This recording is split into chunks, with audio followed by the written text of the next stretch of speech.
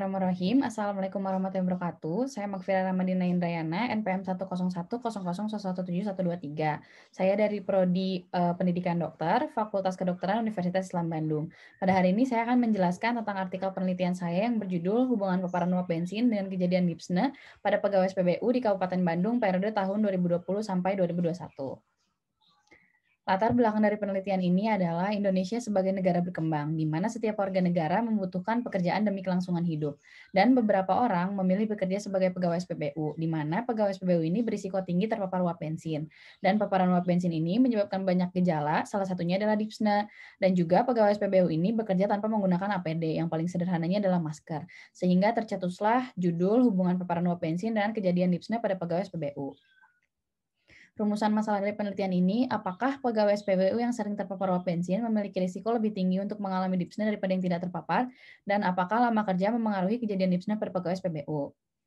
Kemudian tujuan dari penelitian ini, yang tujuan umumnya adalah untuk mengetahui perbedaan angka kejadian DIPSNE pada pegawai SPBU yang terpapar uap bensin dan yang tidak terpapar, dan tujuan khususnya adalah untuk mengetahui hubungan paparan uap bensin dan kejadian DIPSNE pada pegawai SPBU yang tidak merokok, tidak memiliki riwayat asma, dan tidak memiliki riwayat anemia. Kemudian untuk manfaat dari penelitian ini secara akademis, saya harap dapat menjadi rujukan bagi pengembangan ilmu pengetahuan kesehatan khususnya dalam bidang kesehatan kerja, dan juga untuk menjadi referensi bagi penelitian selanjutnya dan acuan pedoman kesehatan kerja bagi perusahaan. Kemudian manfaat praktisnya bagi pegawai SPBU, saya harap dapat memberikan edukasi mengenai dampak dari paparan uap bensin terhadap kejadian DIPSNE dan meningkatkan kesadaran para pegawai SPBU terutama yang bekerja di luar ruangan agar dapat mengurangi potensi terjadinya DIPSNE. Kemudian bagi profesi dokter, saya harap dapat menambah jurnal tentang ilmu kesehatan dan keselamatan kerja untuk para praktisi kesehatan. Kemudian bagi peneliti, saya harap dapat menambah dan mengembangkan pengetahuan peneliti dalam bidang kesehatan kerja dan keselamatan kerja, khususnya tentang hubungan paparan uap bensin dan kejadian DIPSNE pada pegawai SPBU. Kemudian populasi dari penelitian ini, populasi targetnya adalah seluruh pegawai SPBU di Kabupaten Bandung, dan populasi terjangkaunya adalah seluruh pegawai SPBU di Cibaduyut, Koposayati, dan Pangalengan Kabupaten Bandung periode tahun 2020 sampai 2021. Kemudian subjek dari penelitian ini adalah pegawai SPBU di Cibaduyut, Koposayati, dan Pangalengan Kabupaten Bandung yang memenuhi kriteria inklusi dan eksklusi.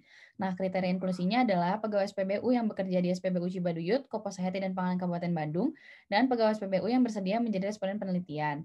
Untuk kriteria eksklusinya adalah pegawai SPBU yang menderita anemia, yang menderita asma, dan memiliki kebiasaan merokok. Kemudian untuk sampel penelitian ini saya dapatkan menggunakan dari rumus sel sampling, di mana besar sampel yang didapat adalah 40, minimalnya didapatkan dari jumlah sel yang berjumlah 4 dikalikan 10. Kemudian untuk variabel penelitiannya yaitu ada variabel bebasnya adalah uap bensin, dan variabel terikatnya adalah DIPSNE. Kemudian analisis data dari penelitian ini menggunakan metode analisis uji beda proporsi atau chi-square, di mana chi-square ini digunakan untuk menilai apakah frekuensi suatu kondisi berbeda secara signifikan. Kemudian ke hasil penelitiannya, di mana ini gambaran paparan uap bensin. Dari kategori yang terpapar dan tidak terpapar, lebih banyak yang terpapar dengan frekuensi 38 orang dari 41 orang dengan persentase 92,68% dari 100%. Kemudian, untuk jumlah kejadian DIPSNE-nya lebih banyak yang tidak DIPSNE dengan frekuensi 32 orang dari 41 orang dengan persentase 78,05% dari 100%. Kemudian dari hasil uji chi-square tadi dengan antara hubungan paparan uap bensin dan kejadian DIPSNE didapatkan hasil 3,778 dengan p-value 0,116 yang diartikan tidak ada hubungan yang signifikan antara paparan uap bensin dan kejadian DIPSNE.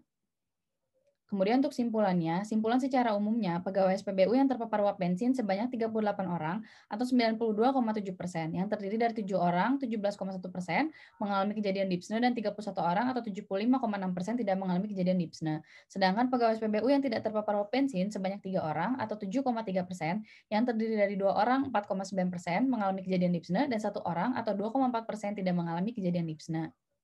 Kemudian, tidak terdapat hubungan yang signifikan antara paparan uap bensin dan kejadian DIPSNE pada pegawai SPBU, didasarkan pada hasil pengujian Pearson chi-square yang diperoleh sebesar 3,778 dengan signifikansi Fisher exact test sebesar 0,116. Dikarenakan signifikansinya itu lebih besar dari 0,05, maka dinyatakan tidak ada hubungan yang signifikan.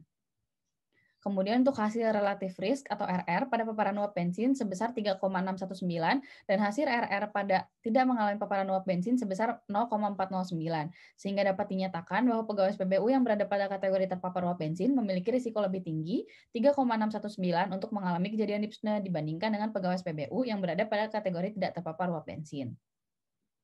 Kemudian simpulan khususnya, uap bensin ini tidak signifikan menyebabkan kejadian dipsne, karena dipsne adalah gejala toksikasi akut dan uap bensin ini dari uap bensin. Sedangkan para pegawai SPBU yang menjadi responden penelitian rata-rata sudah bekerja selama lebih dari 1 tahun, yang berarti mereka sudah mengalami toksikasi kronis dari uap bensin.